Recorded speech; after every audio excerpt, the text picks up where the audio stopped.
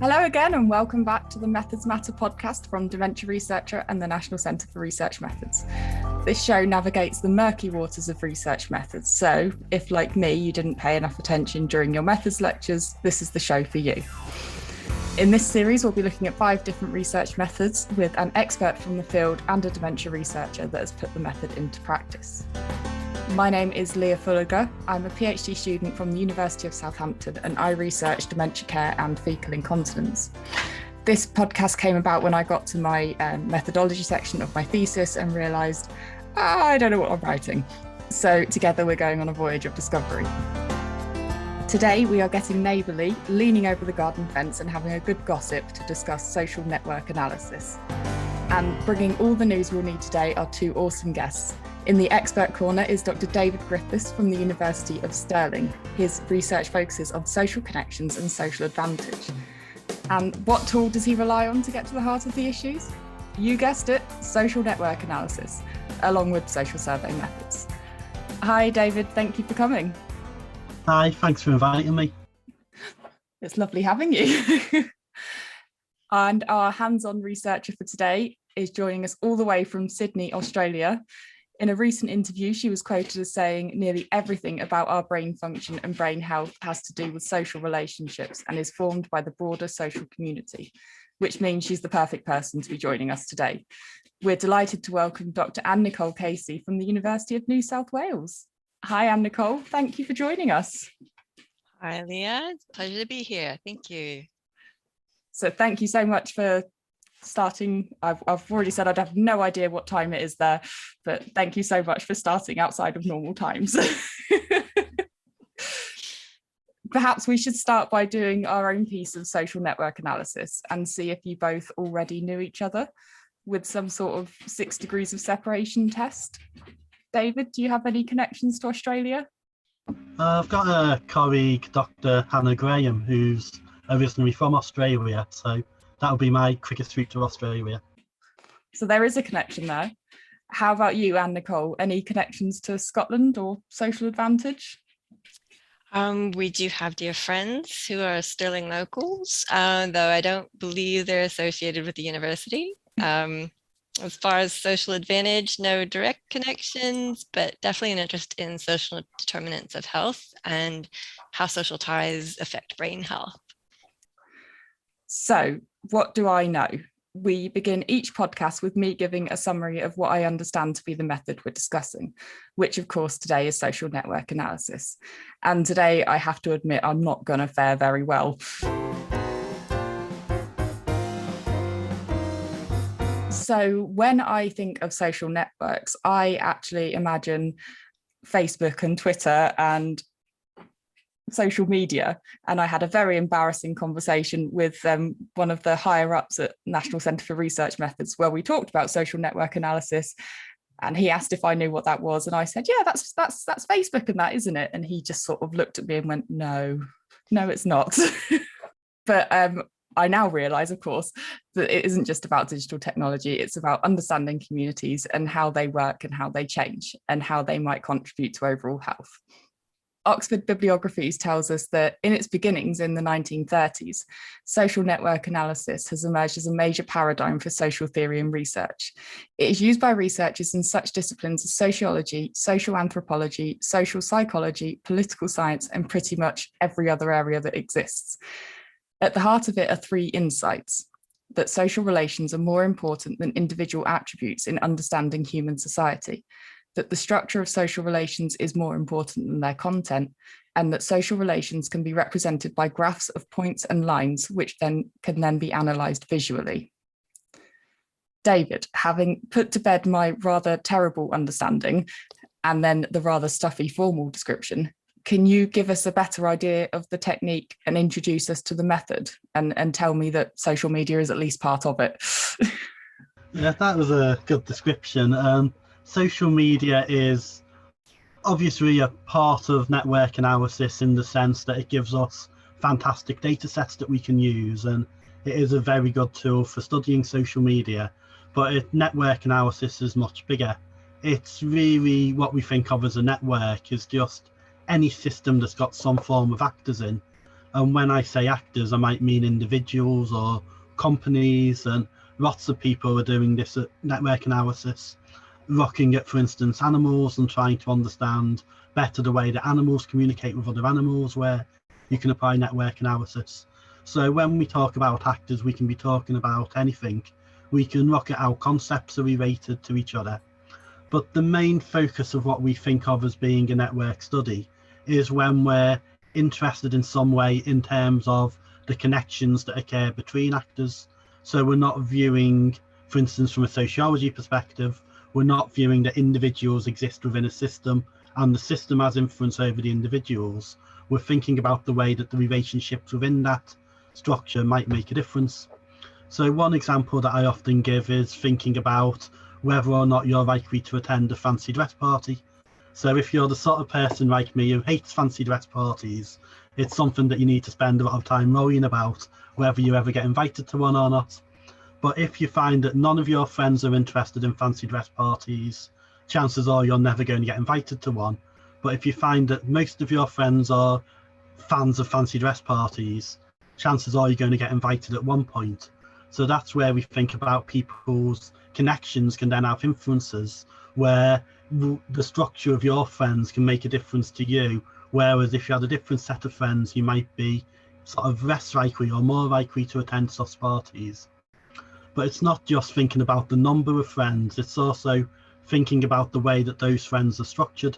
Because if, for instance, you've got 10 friends and 5 of them are big fans of fancy dress parties, if those 5 happen to be the 5 people that you spend a lot of time with or all know each other, then chances are that big group of people, that clique, is at some point going to come up with the idea of a fancy dress party. And because you know lots of people at that party, it's going to be very difficult to get out of it. Whereas if you're a big clique of 5 people or dislike fancy dress parties, and it's 5 people who are quite separate from each other, so for instance someone you used to work with and sort of your sister's best friend, and just 5 people that aren't connected are fans of fancy dress parties, then there's possibly less chance of you being invited to one. And if you only know one person there, then your ability to get out of it is much higher. So these are the sort of things that we can think about from a network perspective. It's first of all, how do the connections you've got in the immediate area have some form of influence or control over you, but also how does the actual structure of those wider connections, and what does it mean if your friends know each other, and if you're, for instance, an organisation, what does it mean if your trustees are sitting on the boards of other organisations? So we're thinking a little bit about it at the individual level and a little bit at the more collective network level. It's a fantastic example, and that really just like made sense in my head because I really don't like fancy dress parties. So why would someone choose this method? What sort of questions is it answering? There's all sorts of different questions you could look at. So sometimes you might be interested in thinking about the way that somebody's network is structured. So as an obvious example, we might be interested in whether people have got some level of social support. So we might be interested in asking them questions about the people around them, because we want to make sure that the support network is full of the resources that they need. So if, for instance, somebody needs some level of support, for instance, someone going to do their shopping for them, and they've not got anyone who can provide that service, then sometimes we're interested in that at the more sort of obvious sort of level of what your network can do for you. But we can also think about it in terms of the way networks are structured themselves. So if we're wanting to look at, for instance, the way that organisations work as a collective, then trying to look at how they work together is going to be a really important way of looking at the system. So recently we had a PhD student, for instance, Anne-Nicole, who did a study about the system of dementia care in Central America. And what she was studying is what the organisations were doing, but speaking to people within organisations to see what other organisations they were connected to try and work out whether the dementia field was well connected or whether it was completely separate from each other. And by having that perception of whether organisations seem to be working together or working in competition with each other, gives us a nice idea about what each organisation is doing individually, and also how the wider sector is working. So we can understand a lot more about the way that some social structures are working by thinking about these issues of interconnectivity. So sometimes we're interested in the network as being an explanation of the individual behaviour, and sometimes we're interested in the individual behaviours as an example of how the network is working. Anne-Nicole, I know you're pretty expert at this yourself. Can you tell us how you've used social network analysis in your research? Certainly. I first used social network analysis in my PhD, and I explored the friendships and social relationships of older people who are living in residential care facilities, focusing on people who have a diagnosis of dementia. And I looked at the networks, perceived social isolation and support. I collected observational data of multivalenced relationships, so whether the relationships were positive or negative or ambivalent. And in order to do this, I conducted interviews with people who had the diagnosis and staff members, and I talked to family members in an informal manner. And I looked at chart data and used standardized assessments like the Lubin social network scale. And I collected observational data directly in real time. And the residents who were able to would answer the questions about who their friends were, how they felt about the relationships, what friendship meant to them. I didn't ask them directly when they didn't like people for ethical reasons. What the method allowed me to do was look at the size of the networks, the direction of the ties. If someone indicated that they had a friendship with another person, did that person reciprocate that relationship? Looked at the density of social networks, so how interconnected the relationships were. Did people know one another and have groups or form groups? And also the structure of that allowed us to see the potential flow of social support through that structure. But unfortunately, the findings highlighted that residents unfortunately felt isolated and showed a lack of engagement, even though most people retained a clear concept of what friendship meant to them. They reported small, sparse networks and indicated that they had few, if any, friendships. Many people had no positive relationships, and most people felt isolated. So it was a bit bleak. But people did wish to reach out in positive ways and connect in meaningful ways to them. And what we found is that they were applying long-held friendship schema. So the way they had thought about friendships and social relationships all their life, they were still thinking in the same way, but the environment was drastically different and the people around them were different, and they weren't choosing the people around them. Usually when you have a social relationship or a friendship, you're choosing one another, and people in this setting were being forced together. And often because of different effects of the dementia, they felt they didn't know one another. The people that they lived with perhaps would do things that they didn't like, or enter their rooms or take things. And of course, they weren't doing it on purpose. But yet people still were applying the same concepts of social behavior and what you should do and what you shouldn't do. So that was a bit difficult. And given the few friendships and the common negative relationships, our results suggested that it was really necessary to monitor and cultivate relationships between people who live together in care, to create a social environment that supports the personhood and well-being of residents with dementia. And that person-centered care should include a greater attention to the broader social context in which the residents lived. And of course, with the COVID pandemic, we've seen this play out.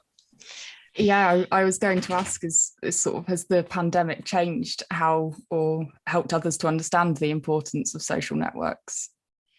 I think it has, unfortunately, a bit belatedly, I would say. It's slightly frustrating as a social network researcher and a dementia researcher to realize that this type of research and evidence was going on, at least almost a decade ago. Mm. And it just wasn't a consideration. The social relationships between people that are forced to live together 24/7. It's very important in their lives. It's meaningful. It shapes their whole, each day and their entire time together, and the relationships with staff and the relationships with visitors, visiting family members and other healthcare professionals. I have a friend at this Dementia Center for Research Collaboration who's doing her PhD, and she looked at social professional networks of people with dementia who are living in residential aged care. And her results indicated that the people she spoke with were encountering anywhere from 80 to 90 different people. Wow. In where they live. And it's something you wouldn't normally think of when you think of someone as being socially isolated and yet completely surrounded by people at the same time, but people that they're not really connecting with, and maybe they don't recognize or don't remember or don't know very well. So that was my experience with playing social network analysis. It doesn't sound like a particularly happy one. It wasn't, but there was hope, there was light. It was nice to see that some people were forming relationships and friendships, and it gave us an opportunity to look at what could be improved. Yeah, I will ask one question, because you said about, obviously ethically you can't ask about people your participants don't like, but is that something that's important to know in social network analysis? Is that useful information? I believe so, yeah, and Dave could probably comment on this more, but particularly in dementia care research, I think it's very important to understand when people are unhappy with their social relationships. I could have asked people directly. Some people volunteered the information on their own, and it was often quite obvious when people weren't getting on. Yes, so it is, and it's difficult for care staff and family members to know what to do in that situation, because often they can't really change the person's living arrangements or who their roommates are. Where they are is often dependent on whether there's a bed available, where they can go. So it's important in so much as if there's an issue, if someone's unhappy, if it's a trigger for them, which understandably a lot of the times it would be for certain reactions, it's important to know that if someone's being bullied or someone's being harassed or someone's being aggressive, there are very serious ramifications to that. And if someone's constantly harassing you and you respond in a way that appears as agitation or aggression to someone else, then you might endure some sort of restraint, or unfortunately, we hate, you don't want to see that in modern care environments, but it happens. So whilst it's an ethically challenging question, it is something that's important to know and observe, even if you can't ask it. So now we have a description of what the method is and an example of how it's been used. So let's get into detail and provide some top tips for anyone who is new to using this method. In this segment, I'm going to ask some quick, straightforward questions to both guests on how to put this method into practice. So David, these first ones are for you. How should someone prepare?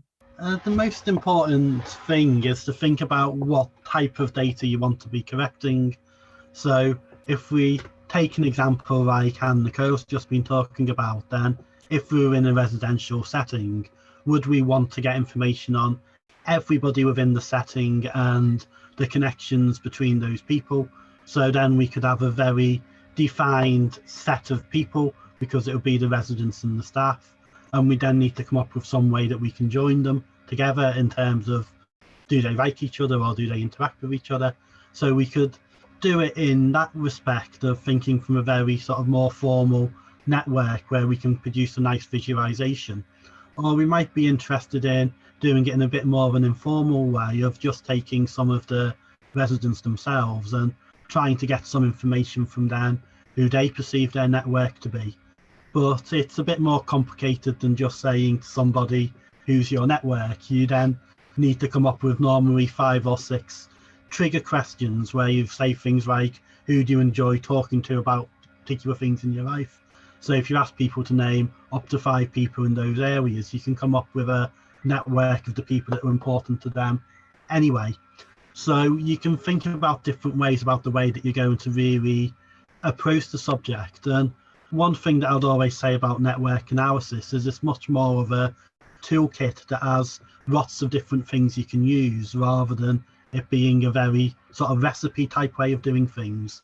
So sometimes you might just be wanting to take some of the concepts and some of the theories that are important, and sometimes you might be wanting to take some of the sort of nice visualizations where we can draw really detailed pictures that can normally tell us a lot more about a structure than what we can tell from words. So to give an example of that, a lot of people look into grooming networks for monkeys and apes, and they're able to see there's an hierarchical structure. So if you draw a little picture that this ape grooms this ape that then grooms this ape, you can see the structure of how that little community is working in a really nice visual way that would take quite a lot of explanation. So sometimes the visualizations are important, and sometimes we want to use some of the more metrics involved. So there's a lot of particular statistics that appear in network analysis that don't appear elsewhere.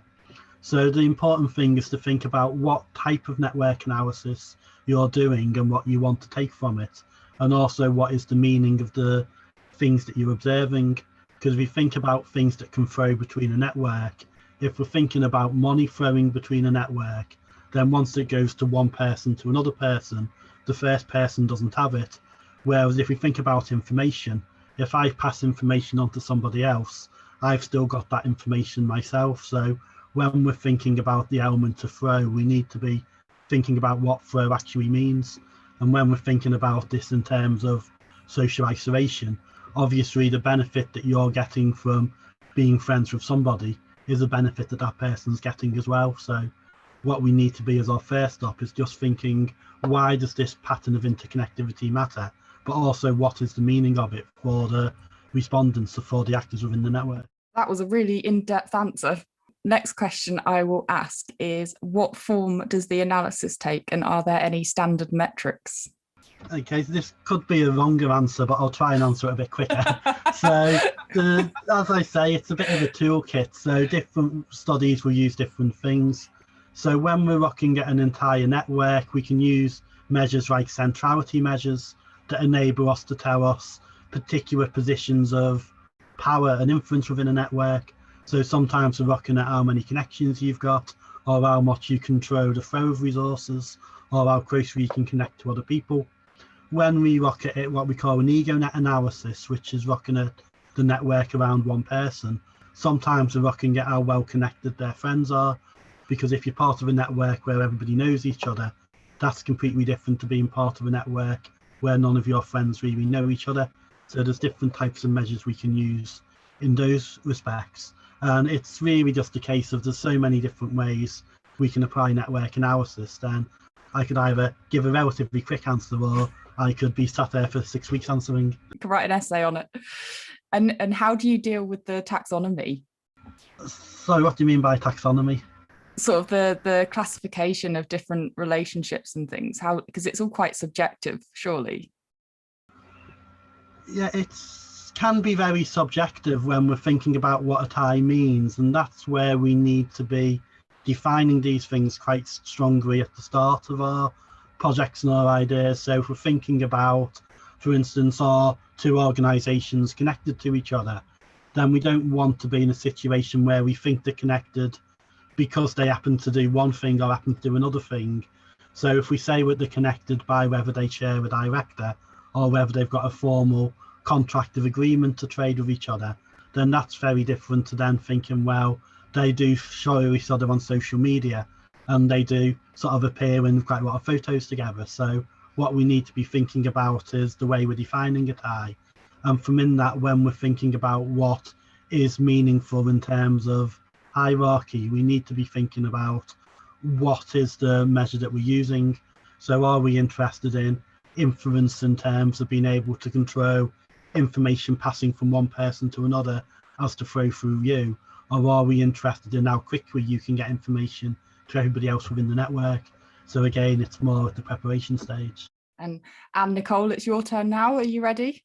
So what skills should someone work on developing if they want to use social network analysis? I agree with Dave. The responses are endless, really. But I guess conceptually, it's important to hone your skill at visualizing and understanding social networks as complex dynamic systems. And they exist in three-dimensional space and back and forth in time. And that sounds a bit mind-boggling, but if you think about your own relationships, you have relationships with people that you've known for ages and relationships with people that you've only known for a very short time. And they can exist over the internet, or they can exist in real space, face-to-face, or in written documents. It just does go on and on the way people interact with one another.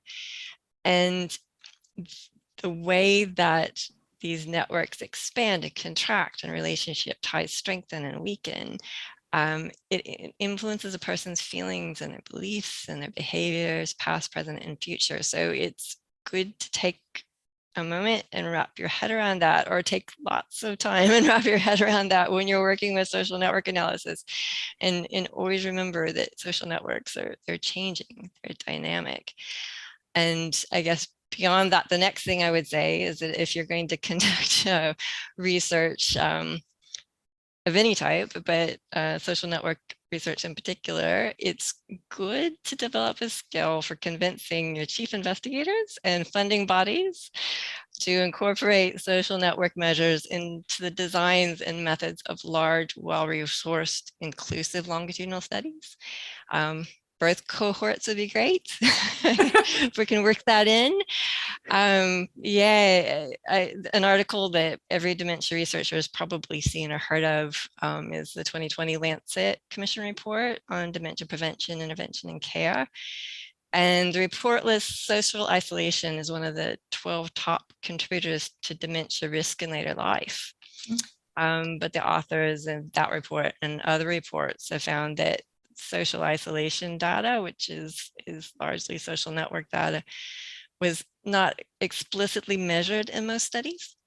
And authors have to use proxies like marital status or cohabitation when you're looking at prevalence. So if you could use your skills of persuasion as a researcher to persuade chief investigators and funders to put social network measures into longitudinal studies, that would be fantastic, and it would go a long way to answering some of the gaps in the evidence. Well, there's a call to everyone listening to this now: use social network analysis. So if someone is mining data to perform this research, are there any particular considerations for ethics and consent? Well, honestly, my experience with data mining is somewhat limited. I've used data from existing databases in order to look at the associations between social networks and other variables, specifically like participant level data from ongoing cohort studies, And if someone's planning to repurpose similar existing data to answer new questions, then there are always ethical considerations around consent and privacy and confidentiality, as well as practical considerations around the quality and the validity of the data. So if you weren't involved in the data collection yourself, it's important to understand who provided the data and how, and if the data has been properly de-identified and cleaned and checked in any way. And as a researcher, you are required to understand and adhere to any existing data use agreements and data mining guidelines, as well as performing your own due diligence to establish how informed consent was obtained in the first instance, and if the consent was actually given for data sharing and reuse. And of course, if you're accessing sensitive personal data, then you'll be expected to explain in great detail how you'll securely manage and store the data in any forms of the data that you produce. And something as a reviewer, I'd like to put out there that it's important in any publication or translation of your research findings that you should clearly and transparently explain the steps that you've taken to confirm informed consent, as well as ensure the privacy and the confidentiality of the data. Brilliant. Informed consent and confidentiality is something we can't ever forget about, isn't it? Is there any other methods that someone might use alongside social network analysis? Well, it's my opinion that it's hard to think of any method that you wouldn't use alongside social network analysis. But as always, it depends on your research question and the population you wish to research, the people that you want to reach, and the available resources or constraints of your study.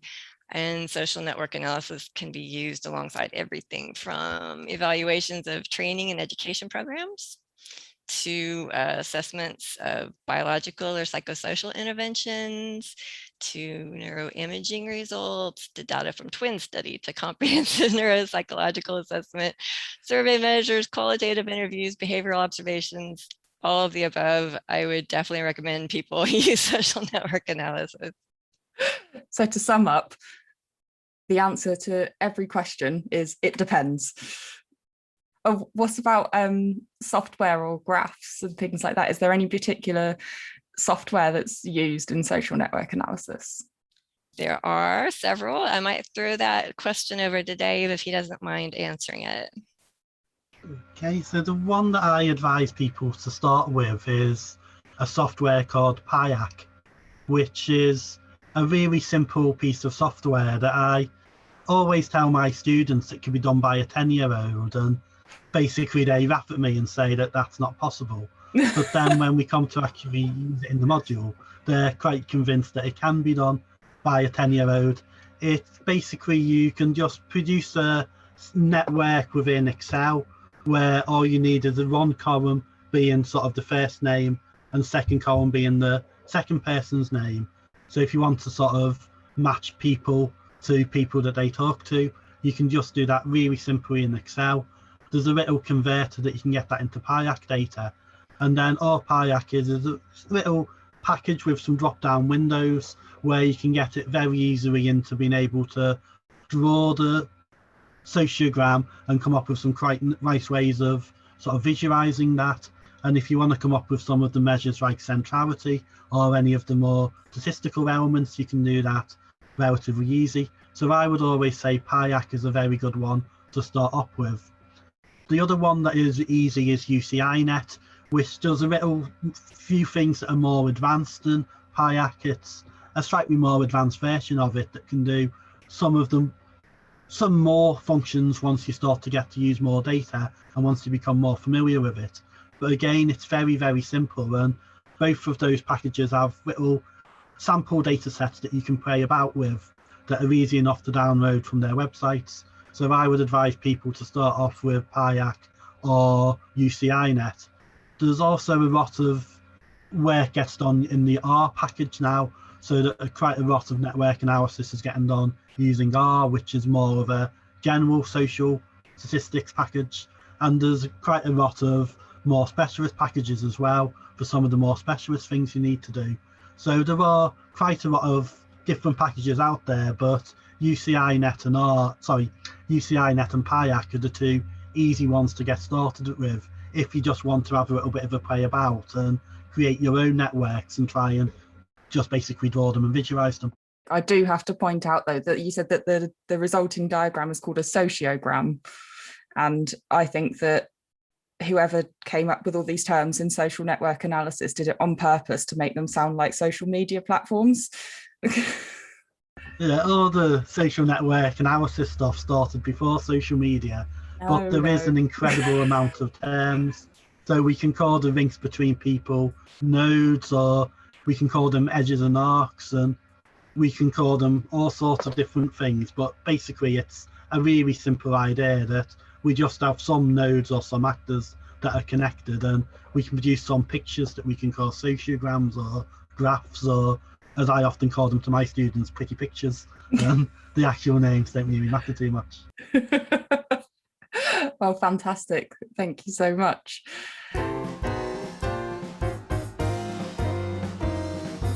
This is great, and I could really see how this particular method would have added to my own PhD research.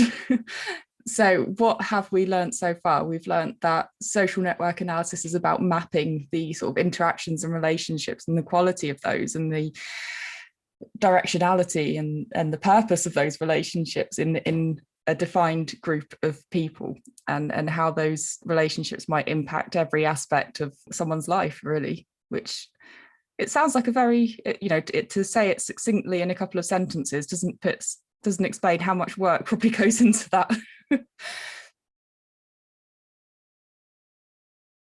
So in this final part of the show, we're going to discuss the common pitfalls, challenges, and how to avoid them. Interdisciplinary research on social networks is experiencing unprecedented growth, fueled by the consolidation of the field of social network analysis and the increasing availability of data from digital networking platforms. So maybe all the problems have been solved, but I doubt it. So Anne-Nicole, can you tell us what challenges did you come across in delivering your research, and what might you do differently if you were to do it again? Well, just as this was pointed out by the previous conversation, social network analysis methods come with their own unique terminology and way of looking at the data. And although the methods have gained tremendous ground in use and popularity over the past few years, the terminology and the applications can still seem esoteric if you're not accustomed to them.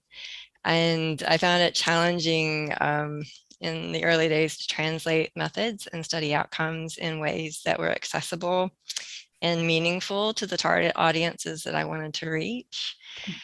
And as well, just generally in doing the research, there were challenges to collecting self-report social network data from people who are experiencing complex health conditions with dementia. And working with people in the community and residential care takes time. It's important to establish rapport with everyone you're going to interact with, and to be prepared to explain exactly what you're doing and why in clear language without the jargon, and to be flexible and understand that your research is not their first priority. And when you're dealing with someone who is experiencing challenges of their own with their health and their cognition, it's important to be with them in the moment wherever they are. Don't force them into your space and time, and be prepared to come back later for a chat if it's not a good time to talk with them. Basically, conduct person-centered research when you can, and try to make it inclusive for people who have sensory deficits. If someone has impaired sight or hearing or mobility, if they can't, if they have difficulty expressing themselves, difficulty with their speech, and thinking of social network data in particular, it's typically more difficult for a person to recall information than to recognize it. So consider using rosters of names or photos or other visual aids that might trigger someone's memory or something that they can recognize. And David, what do you think are the common pitfalls, and how would you avoid them? Yeah, I think one thing many people do when they start to use network analysis is basically try to do everything. So there's quite a lot of different ways we can apply network analysis, going from basically just a continuation of more qualitative interview type things, where we're just having the network as sort of an add-on, so we're not moving too far away from adding in a few theories, right the way through to trying to understand the structure of networks and producing algorithms in order to understand a lot more about the different types of configurations that can exist within a network. So one thing that I often find people struggle a bit when they first get involved with networks is trying to think that they need to have centrality measures in there, and they feel that they need to have some form of permutation test just because all the textbooks talk about these particular things. But what we're trying to do with network analysis is basically use methods which aren't that different to what we've used before within our disciplines, but just take an extra step to understand a bit more about the way that the interconnected structure would operate. So the most important thing to remember is that what we need to do at the end of our projects is go back into our disciplines and communicate in the way that people who know our discipline but don't understand network analysis can basically understand what we're talking about. So we need to be really aware that we're selecting the best methods for the thing that we're trying to do, rather than trying to do everything. I think, following on from what Anne-Nicole said, we also need to be aware that no matter how easy we make it for respondents, they're always going to try and trip us up. So if we're thinking about asking people questions about who's important to them in terms of people, then we're going to get people saying, right, my friends at the tennis club, or people on an internet forum, and organisations will then for it flip into being the people. And one important thing is to be trying to anticipate what sort of things respondents might be saying to trip you up, because you can guarantee when you get into the field that you're going to get some answers that you just never expected, but which do seemingly make sense. So try and anticipate entirely what people would say, and definitely do pilot studies with people who you know, and also people you know are going to try and annoy you, because you need to be ready for the unexpected to come up.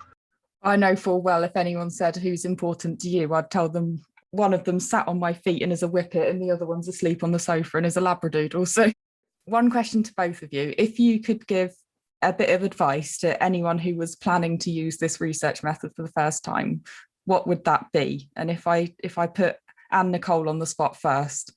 Certainly. Well, I guess thinking about the type of information that's needed in the literature generally, I'd encourage people when they're designing their research, if they can, aim for longer follow-up times, a greater focus on the diversity, the quality, and the meaningfulness of relationships, and aim for precise information that can then enable specific targeted network interventions that can promote, in the case of the area that I'm of my interest, interventions that promote healthy brain aging for at-risk members of the community. Thank you. And David, what would your piece of advice be? I would advise people to embrace the fact that it's interdisciplinary and read lots of stuff from outside of your discipline. So one of the things that I love about going to the big social network conferences is that there is literally people there from every academic discipline. So you can suddenly find that you go into a session where it's people from agriculture and biology, and then a study from health sciences, and then another one from geography, which are all fields I don't really work in at all. But just seeing the way that it's getting applied and seeing it from an outside perspective is really nice. So I would advise people to not just look at the network studies within their area, look at it across all sorts of different disciplines. And a lot of the stuff that I'm interested in terms of human sort of social connections and the way we might measure that, I get quite good insights from looking at the way people measure the friendship patterns of whales. Sociologically, doesn't make any sense, but it's a really nice way of being able to see the way people are thinking about the methods and people are taking it forward.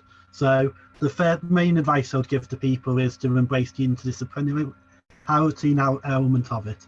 And the second bit of advice is that there's always going to be studies in things that you're interested in. So when I've seen papers called the social networks of Britpop or the social networks of Formula One drivers, I suddenly just drop everything and read them, not from an academic perspective, but just based on my interest. So you can often find some really fascinating studies that you wish you'd written, and just embracing the interdisciplinary element of it rather than reading the stuff related to your work is a really nice way to move forward. I can see in my head thinking of doing a social network analysis of my dog's doggy friends. That would be quite fun. But this has been really helpful. I mean, in dementia, we know that social isolation and loneliness can be major factors in contributing to rapid deterioration and to people getting the disease in the first place. But more research on this would be great, as Anne-Nicole pointed out earlier, and this method is clearly essential. So in this final segment, I'm going to give our expert David 1 minute to tell our listeners what they should go away and read to further their knowledge on this method. David, over to you. I'm starting the clock now. Okay, so the first book I would advise is the book called Social Network Analysis by John Scott, which is an overview of how network analysis exists and the way you apply all the different methods. So it's a really nice introduction to the concepts. If you're thinking about doing a study using network analysis, then there's a book called Doing Social Network Research by Gary Robbins, which assumes that you know the basics of network analysis, but gets more into the practical things that you're going to encounter, such as all the ethical considerations and all the sort of pitfalls that we've talked about already. So that's a fascinating book to read if you're thinking of doing a project. And if you want to just get an overview about how network analysis works, now you can apply it, then the book Connected by James Fowler and Nicoles Research is a fascinating book about the way that people's friendships have an impact upon their health, and gives a really nice example of the way that we can use network analysis to understand more about health. Fantastic, thank you so much. I'm afraid that's all we've got time for today, so let me say a huge thank you to our wonderful guests. In the Expert Corner from the University of Stirling, it's Dr. David Griffiths and the brilliant Dr. Anne-Nicole Casey. Thank you so much, both of you, for coming and chatting to me and making this seem like something I might understand. And to you, dear listeners, join me tomorrow for some more romp through research methodology. But for now, I'm off to go do a critical analysis of my very few Twitter followers. We will be back tomorrow, continuing our journey as part of the Research Methods Festival, where I'll be joined by Professor Andrew Clark and welcoming back Dr. Karen Hughes discussing qualitative longitudinal methods. Bye.